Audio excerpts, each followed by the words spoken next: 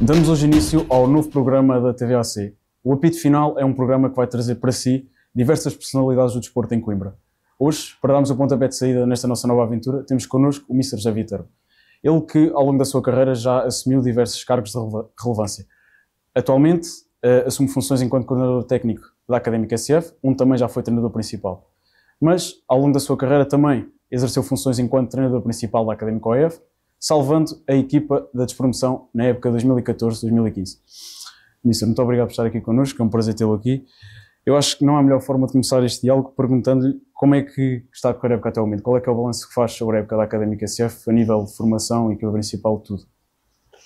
Olha, é um gosto também estar aqui contigo, até porque foste nosso atleta durante muitos anos, e é um gosto naturalmente estar perante uma televisão que é da Associação Académica de Coimbra. A época, nós podemos dividir a época em dois grandes objetivos. Um dos grandes objetivos tem a ver com o processo da formação. Nós estamos a crescer, todos os anos temos crescido bastante ao nível do número de atletas. Nós temos tido uma participação muito gratificante em todos os campeonatos distritais. Queremos formar e bem atletas desde a nossa base, desde os petizes até os iniciados. Procuramos formar atletas do ponto de vista técnico e que sejam capazes de depois atingir o futebol de 11 com alguma qualidade. E a partir do futebol de 11, sobretudo a partir do sub-15, nós queremos ser cada vez mais competitivos. Temos conseguido alcançar esse objetivo. Tínhamos uma meta, duas metas claras para alcançar este ano nos sub-17 e nos sub-19. Vai ser mais difícil a meta dos sub-17 porque dificilmente vamos conseguir ser campeões distritais nesta fase. Estamos já com alguns pontos de atraso em relação ao primeiro classificado.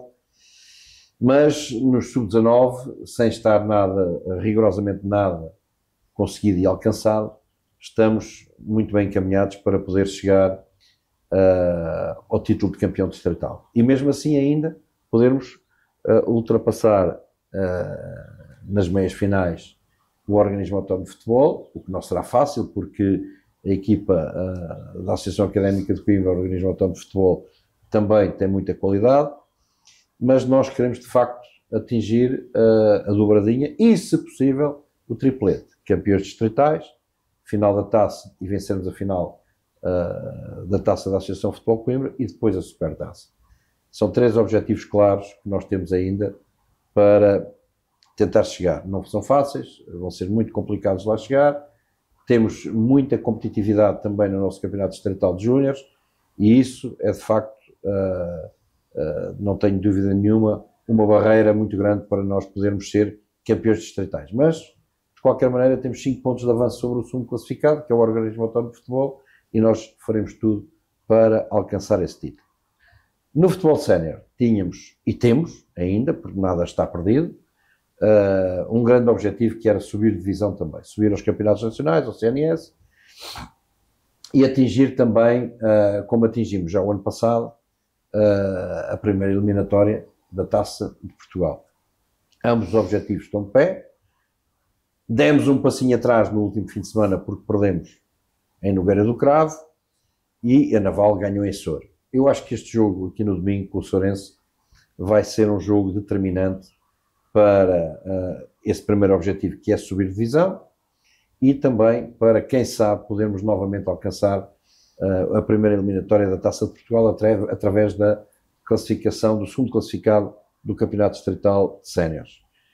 Como eu disse, não está posta de parte a hipótese de nós podermos ficar em primeiro lugar ainda, está mais difícil. Temos a Naval e o Ançã também pelo meio, assim como o Sorense, mas no futebol eu já presenciei tanta coisa no futebol, já vi tanta coisa esquisita a acontecer no futebol e tanta coisa com tão pouca lógica a acontecer no futebol que eu acredito piamente que ainda é possível nós alcançarmos o primeiro lugar. Não estou a ser irrealista, estou a ser até bastante razoável naquilo que estou a dizer, embora reconhecendo que, obviamente, que as coisas no domingo ficaram um bocadinho mais difíceis. Sendo que os jogadores também têm esse pensamento, mesmo que as coisas estejam mais complicadas, de que eles próprios também, e mesmo o treinador, conseguem acreditar que ainda é possível, apesar de ser uma luta difícil neste momento? Pá, se nós não acreditássemos, se os jogadores não acreditassem, se a estrutura não acreditasse, se os treinadores não acreditassem, e se todos aqueles que trabalham diariamente para construir um presente e um futuro melhor na secção de futebol não acreditassem, então aí eu acho que nós não estaríamos aqui a fazer rigorosamente nada. Queremos de facto chegar a um nível mais elevado, a um nível que eu quase diria de excelência para aqueles que são os nossos objetivos e que podem ser naturalmente os nossos objetivos, porque nós não podemos pensar em mais nada neste momento do que eventualmente podemos participar num campeonato nacional da segunda divisão, até porque do ponto de vista financeiro nós temos imensas dificuldades, nós temos uma luta diária, mas cumprimos mensalmente com as nossas obrigações, porque atrás desta secção de futebol está uma direção muito competente, muito séria, que honra claramente os seus compromissos e que não falha com nada aos seus jogadores e aos seus treinadores. Naturalmente, ao seu coordenador também. Muito bem. Falando agora, vamos falar um pouco mais sobre futebol. Se o Mister pudesse definir futebol numa única palavra, como é que definiria? Exigência, respeito. Eu acho que quem está no futebol tem que estar para servir o futebol. Não pode estar para servir do futebol.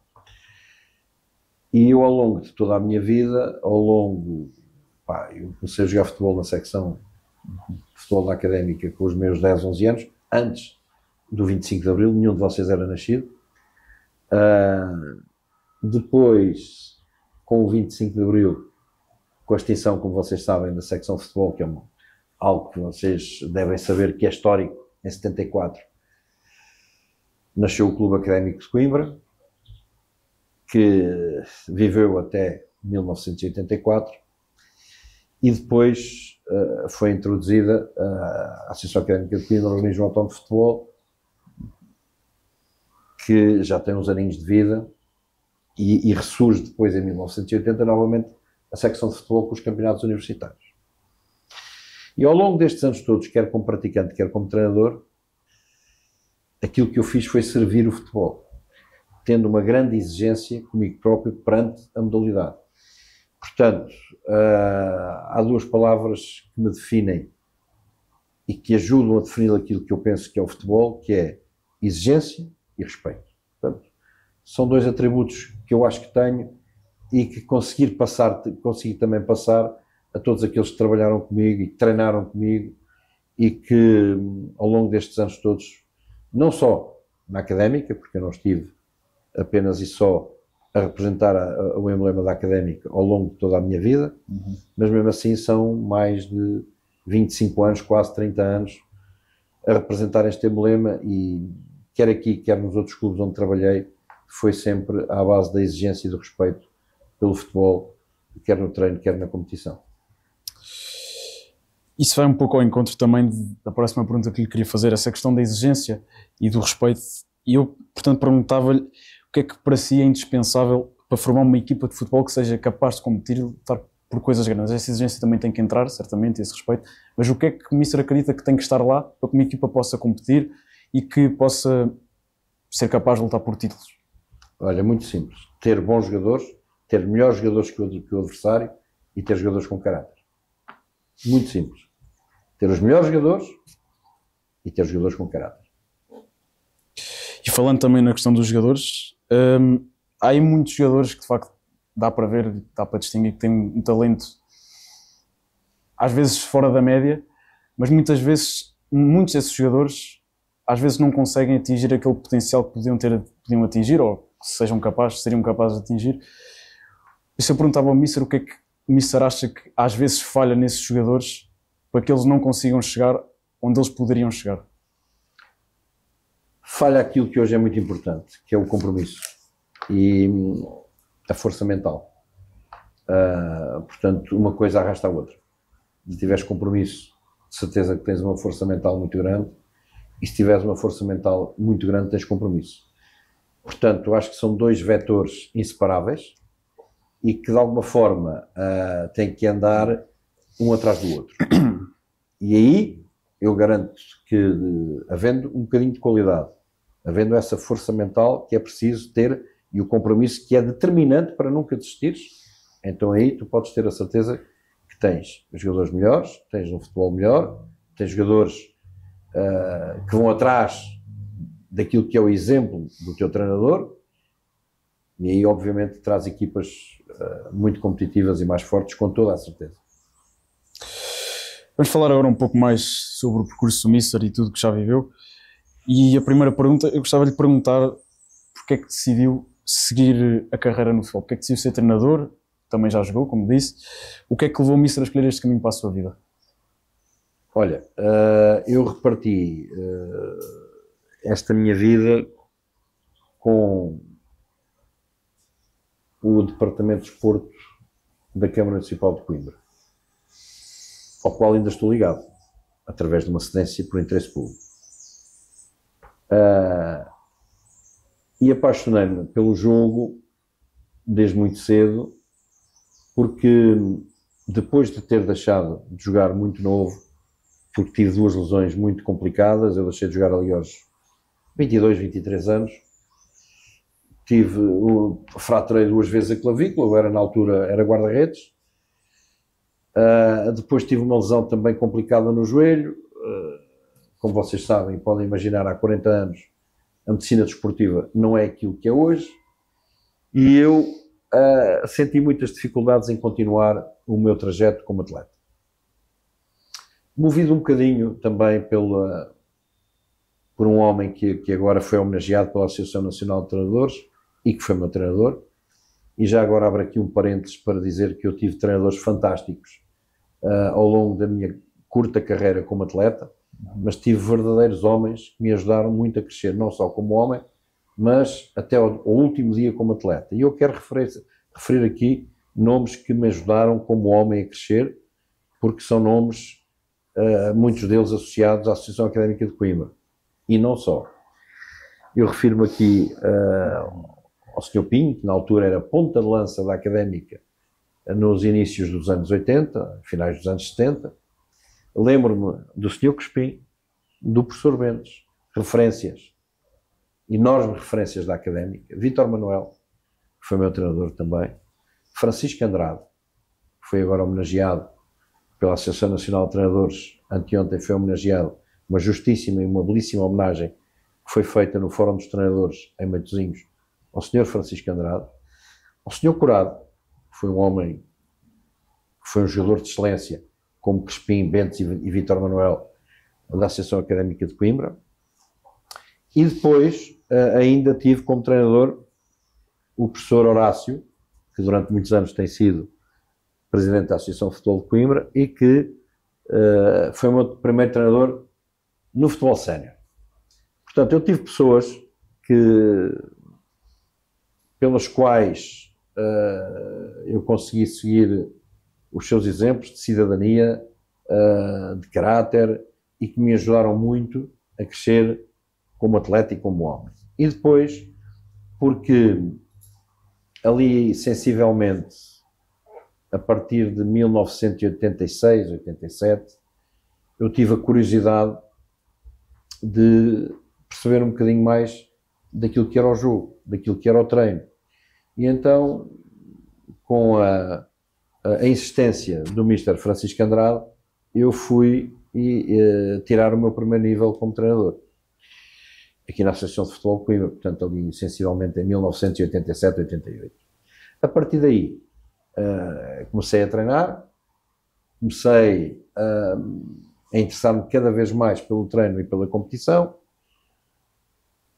Posso-te dizer que houve aqui uma pessoa também que deu um impulso grande na minha atividade como treinador, foi o Gregório Freixo, que me convidou para vir trabalhar com ele na Associação Académica de Coimbra, o OEF, e a partir daí, o meu primeiro clube como treinador foi o Carapinharense, e pronto, a partir daí já vamos em 34 ou 35 anos E foi um percurso que eu acho que valeu a pena, porque eu talvez seja dos muito poucos treinadores em Portugal, se não o único. Eu não posso dizer neste momento com toda a certeza que serei o único a trabalhar em todos os escalões do futebol e em todos os campeonatos, desde a última distrital à Primeira Liga, no futebol profissional. Portanto, eu tenho a experiência de muitos anos da formação, tenho a experiência de muitos anos também ligado ao futebol sénior em todos os campeonatos nacionais e distritais, e nunca tive um problema, nunca me caíram como se costuma dizer, os parentes na lama de estar na Primeira Liga e a seguir, se fosse preciso, voltar à terceira divisão, à segunda divisão ou a um campeonato distrital. Eu geri como quis a minha carreira, nunca foi minha ambição, nunca mesmo, mas nunca mesmo, treinar o Benfica, o Porto ou o Sporting. A minha ambição estava dentro de casa, era um dia ser treinador principal da Académica. Conseguiu, sem ultrapassar ninguém, sem passar por cima de ninguém, num momento muito específico de dificuldade da Associação Académica de Coimbra OEF. Exatamente. E não queria também acabar a minha carreira sem treinar a Académica Secção de Futebol. Portanto, eu dentro daquilo que é o emblema da Académica, fui coordenador, fui seccionista, fui treinador, enfim, fiz tudo aquilo que estava ao meu alcance dentro da Académica, dentro do futebol da Académica. Seja ele do futebol menos profissional ao futebol mais profissional. Portanto, um dia, quando acabar, que vai ser breve, mais 2 ou 3 anos talvez acabe, a minha atividade esportiva, acho que quando morrer, hei de morrer com todos os objetivos dentro da Académica alcançados. E o Mister dizia aí bem que realizou, portanto, um dos seus sonhos de treinar a Académica OF, no caso, e num momento também muito específico, onde o clube passava por momentos complicados, e acabou por conseguir salvar, na altura, a Académica da despromoção à segunda Liga. Portanto, eu perguntava-lhe, sendo o Mister um apaixonado pela Académica e sendo também o seu sonho, se de certa forma não foi mais especial do que seria com qualquer outro clube, e como é que viveu tudo isso, ser quase que o rosto da salvação nessa época da Académica? Olha, eu não fui o rosto. Houve muitos rostos, e o rosto principal é o rosto dos jogadores, de cada um dos atletas. Sem eles, isso não teria sido possível. Sem a vontade deles, o caráter deles, isso era impossível. Eu tive uma cota parte pequenina, como os outros meus colegas da equipa técnica tiveram, que foi fazer acreditar naquilo que era possível. Claro. A tal força mental e o caráter que eu falava há pouco, a exigência e o exemplo daquilo que era transmitir a alguns jogadores que conheciam um pouco da história da Académica aquilo que era, na altura, importante levar para dentro de campo. Levar a bandeira, levar o emblema e levar a coragem. Porque, no fundo, a Académica foi sempre, ao longo da sua história, uma história de coragem. Uma história de luta, uma história de vida, sempre ligada à luta e à coragem. Portanto, foi isso que essa bandeira que nós levámos para dentro de campo, tentando remover em cada domingo aquilo a que eu chamei na altura uma pedra da calçada. Porque cada jogo que passava, cada vitória que nós alcançávamos, removíamos mais uma pedra da calçada. E isso foi o discurso. Foi um discurso que nos ajudou. Claro que com os resultados nós fomos ganhando confiança, fomos ganhando força para encarar o jogo seguinte ainda com mais coragem, sendo que ao serviço da Académica e sendo o clube do meu coração, eu cheguei ao final dessa época com mais alguns cabelos brancos, naturalmente, com o bigode intacto, naturalmente também, porque tive que fugir várias vezes ao corte do bigode, e com mais alguns anos acumulados de velhice, porque foram meses muito, muito complicados, sobre vários pontos de vista, não só sobre a questão dos resultados. Foi preciso gerir muita coisa que esteve subjacente a esses resultados e foi preciso, essencialmente, fazer acreditar os sócios que nós éramos capazes de ultrapassar aquele momento. E fomos. Mas depois não nos preparámos bem para a época seguinte. Porque a época seguinte tinha que ser preparada de outra forma. Mas havia um condicionamento brutal, que é aquele condicionamento que ainda hoje existe na Académica, que é o condicionamento financeiro. E como vocês sabem, sem dinheiro, sem uma boa capacidade e uma boa folga financeira, é muito difícil nós lutarmos e sobrevivermos no mundo do futebol. Porque o tempo das quimeras e o tempo do FRA apenas e só, esse tempo passou. Nós ainda mantemos hoje o FRA, porque é o nosso grito académico e que fazemos com todos juntos, em todos os escalões, antes e depois do jogo, mas quando chegamos ao futebol profissional, nós deparamos com uma realidade diferente. E então, como vocês sabem, porque provavelmente acompanham a Académica já desde muito novos, há realidades que, se não tiverem uma componente financeira forte por trás e uma estrutura financeira muito forte por trás, bem sustentada, são realidades que acabam por cair e que se acabam por cair como um castelo de cartas, um baralho de cartas, percebes? Sim. E isso foi o que aconteceu um bocadinho na época a seguir e, aliás, nas épocas que vieram a seguir, porque era muito previsível aquilo que veio a acontecer, era super previsível. Estava escrito nas estrelas, não foi por falta de aviso. Eu sabia bem a realidade da Académica, na altura em 2014 e 2015, em 2015 e em 2016. Eu sabia bem da realidade, mas as pessoas que estavam comigo também sabiam, mas às vezes só empurrar com a barriga para a frente dos problemas e meter a cabeça na areia não chega. É preciso enfrentar os problemas de frente com coragem e se calhar foi isso que não se soube fazer. Pois, e neste momento, de facto, a Académica vive a página mais negra da sua história. Competir na Liga 3, já sabe que para o ano vai voltar a competir na Liga 3, isto se não descer, esperemos que não. E é de facto uma situação muito complicada em que o clube acabou por se colocar depois de tantos anos na segunda Liga. Houve anos em que teve quase para subir e no final de contas acabou por descer ainda mais. Parece quase impossível, os anos passam e parece quase impossível que a Académica volte a subir e que volte até a competir onde sempre competiu e onde deve competir um clube como a Académica, que é a Primeira Liga. E por isso eu pergunto-lhe como é que olha para isto tudo, embora já tenha introduzido isso mais ou menos, como é que olha para esta situação toda académica? O que é que está sobretudo a falhar para além do financeiro?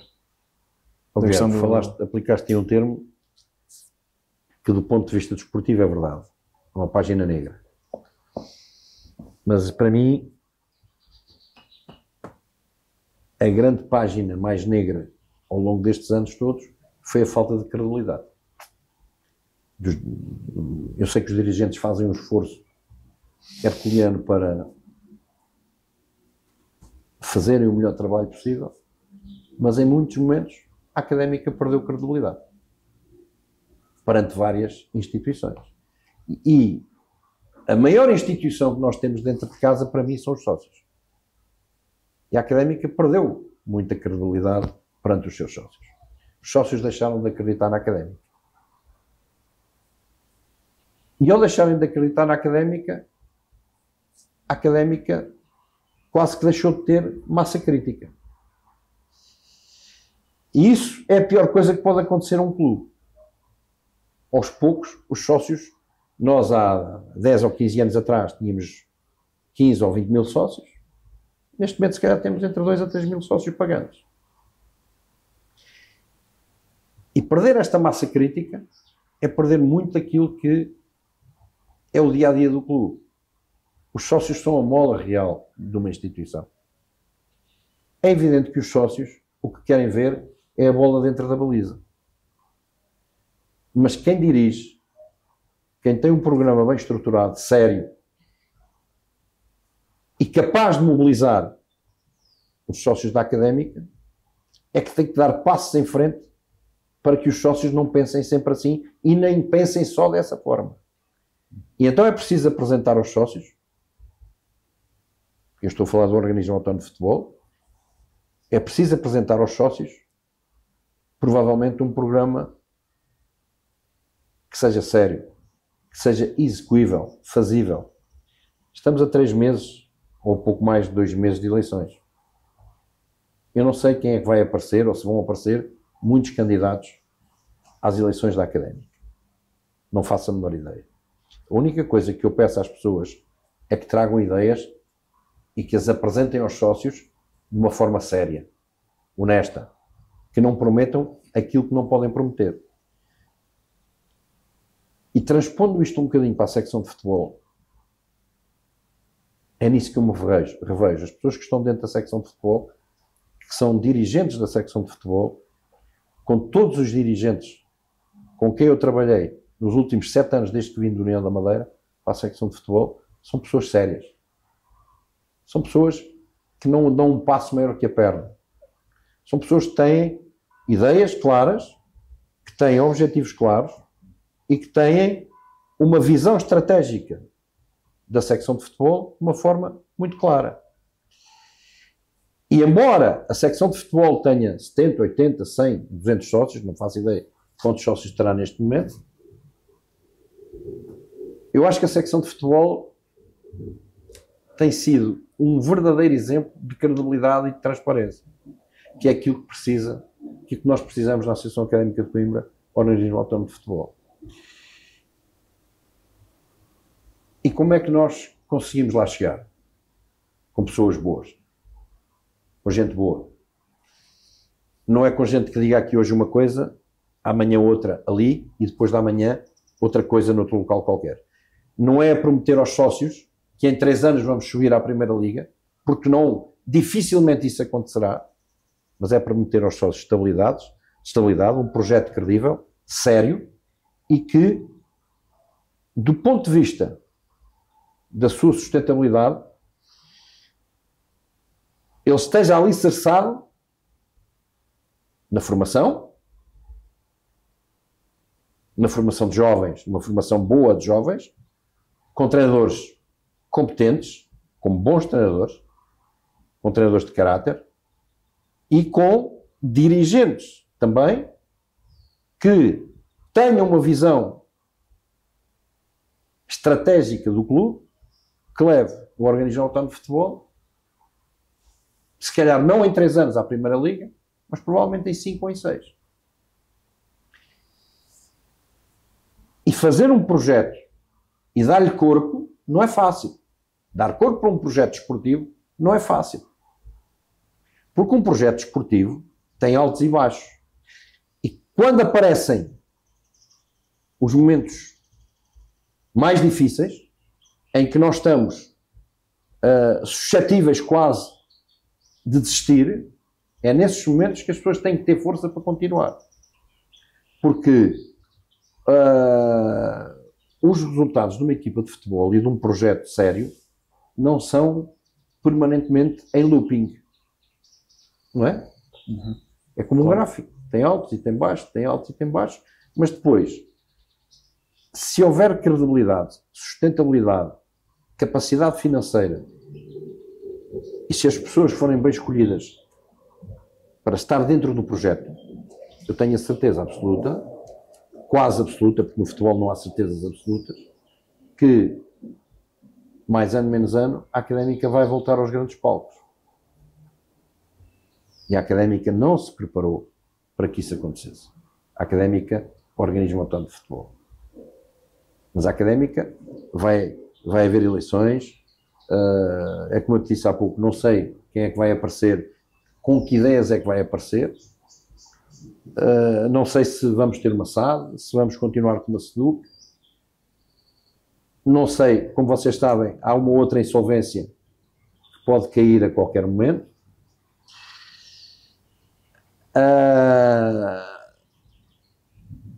Há muita coisa que pode ser difícil, que pode estar para acontecer, mas que pode ser tornada mais fácil se as pessoas não só forem credíveis, sérias, mas que tenham um projeto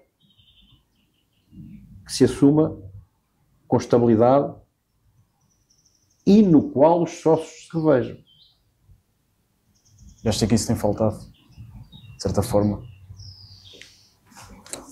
Eu não quero...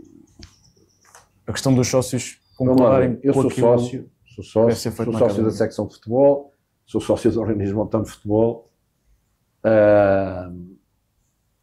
Eu sei das dificuldades com que as pessoas trabalham no dia-a-dia da académica. Eu sei disso. E respeito muito essas dificuldades. Mas eu, como sócio, como eu te digo, eu, como sócio, tenho que me rever nas pessoas que estão à minha frente, nas pessoas que lideram o clube. Eu até me posso rever nessas pessoas. Mas depois são as pessoas que têm que chegar ao pé dos sócios, junto dos sócios, e que têm que apresentar resultados para que os sócios possam acreditar no projeto e possam acreditar em cada uma das pessoas que está à frente da instituição. Eu não sei se isso hoje acontece. Tenho muitas dúvidas que isso aconteça. Não há Assembleias Gerais, ainda agora se viu, por exemplo, uma guerra institucional entre a Assembleia Geral, entre a direção e o Presidente da Mesa, com críticas ferozes de um lado e de outro, até mais da parte da direção para com o Presidente da Mesa da Assembleia. Isso são coisas que me assustam. Porquê? Porque,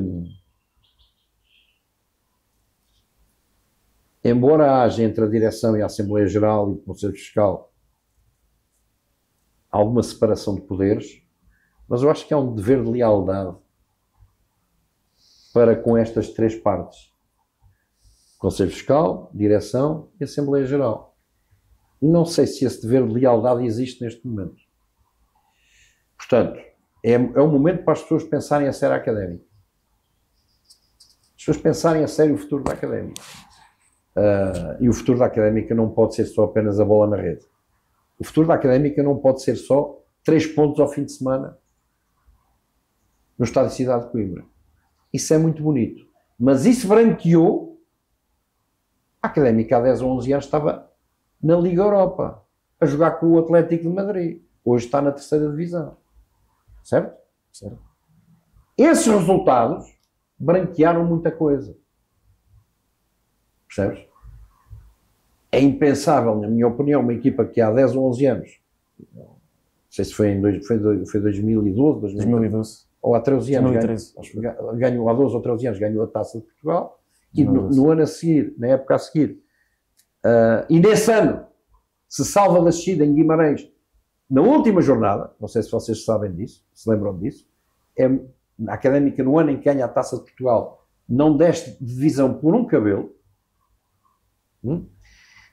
e no ano a seguir vai à Liga Europa, e 10 anos depois está a competir na 3ª divisão.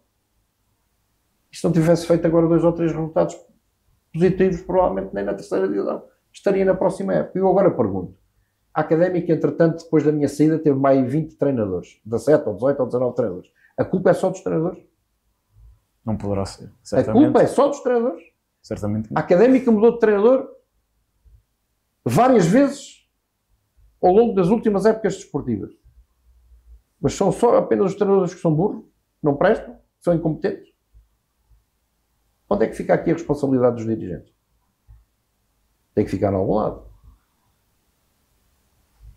Portanto, a académica tem que se preparar, e deve-se preparar bem para as dificuldades que vêm aí, e deve, quem ganhar as eleições, têm que apresentar um projeto credível aos sócios.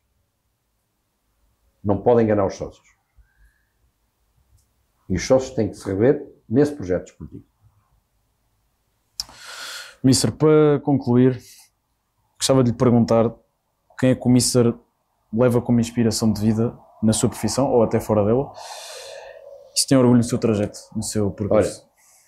Olha, a minha inspiração de vida tem um nome, também se chama, por coincidência, também se chama Viterbo. Era o meu pai. Porque, para além da minha mãe, que ainda está viva, e que é uma pessoa que eu gosto muito, mas foi o meu pai que me levou a dar os primeiros passos também, como atleta. Foi o meu pai que me levou a Santa Cruz, um dia em 1972 ou 73, já não me recordo. Foi o meu pai que depois, ainda ali aos meus... meu pai faleceu, eu tinha acho que 30 anos, e foi o meu pai também que me incentivou a dar esse primeiro passo para poder treinar. E o meu pai sempre foi a minha inspiração. E será sempre até o meu último dia de vida. Portanto, lembro-me todos os dias dele e tenho a certeza absoluta que naquele ano de 2014, naquela época 2014, 2015, ele também teve uma mãozinha muito importante e que me fez acreditar em que era possível nós sairmos da posição muito difícil em que nos encontrávamos e ganharmos e darmos um primeiro passo muito importante, que era vencer no Estoril. E aí, pronto, foi um passo gigantesco para nós podermos alcançar esse objetivo, esse grande objetivo nessa época. Foi o acreditar, foi o tirar da cabeça fantasmas que na altura viviam diariamente na mente dos dirigentes, dos jogadores, enfim, todos aqueles dos funcionários que gravitavam diariamente na academia, e que de alguma forma foi a mola para nós podermos chegar a maio, em finais de maio, e termos esse objetivo, esse grande objetivo alcançado. Portanto, sendo que o seu pai está orgulhoso do que o filho conquistou? Eu acho que sim. Eu acredito na vida para além da morte. Claro. Acredito que tem que haver mais qualquer coisa para além disto. E acredito que é possível que aqueles que passaram por nós e que nos ajudaram a crescer também enquanto filhos, porque eu, enfim, acho que também fui sempre um bom filho. Acho que aqueles que passaram por nós e nos deram bons exemplos vão de estar satisfeitos que aquilo que nós fizemos até hoje. Portanto, e o meu pai é indiscutivelmente a grande referência da minha vida. Mister, muito obrigado por este momento, foi um prazer estar aqui à conversa consigo e desejo-lhe as maiores felicidades, tanto a nível pessoal como profissional. E vocês tenham sorte, eu sei que vocês também provavelmente querem, acho que vão estar ligados à comunicação social, não faço a menor ideia. Pronto. Não sei que licenciatura é que vocês estão a tirar. Sei que tu queres ligar, queres continuar a ficar ligado à comunicação social, já me disseste no outro dia. Gui, isto, sabes o que é preciso? É trabalhar. Claro. É estudar, trabalhar e depois entrar no mercado de trabalho e competir. E competir com os melhores. E depois, se puderes, atingir, ou vocês que estão aqui, atingir um nível de excelência. Que é o grande vosso objetivo, com toda a certeza, na vossa vida particular e profissional. Atingir um nível de excelência. Exatamente. Foi aquilo que eu tentei fazer ao longo destes anos todos. Muito obrigado. Eu não me considero excelente ou por outra. Uma vez, se eu, para acabar esta entrevista, me defino melhor. Isto é, eu não atingi o meu nível de excelência, prende-se com os objetivos que eu criei para a minha vida. Certo?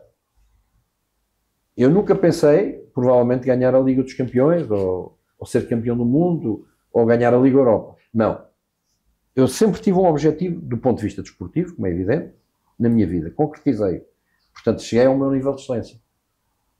E depois, naturalmente, tentei mantê-lo, estando ao nível que estou na académica neste momento como coordenador, mas tentando ter aqui também neste espaço, porque a secção de futebol também o merece, porque tem muita gente boa, muitos treinadores com muita qualidade humana, muitos dirigentes com muita qualidade humana, muitos pais que colaboram connosco e que nos ajudam também a este nível, ao nível onde nós estamos, a atingir um nível de excelência.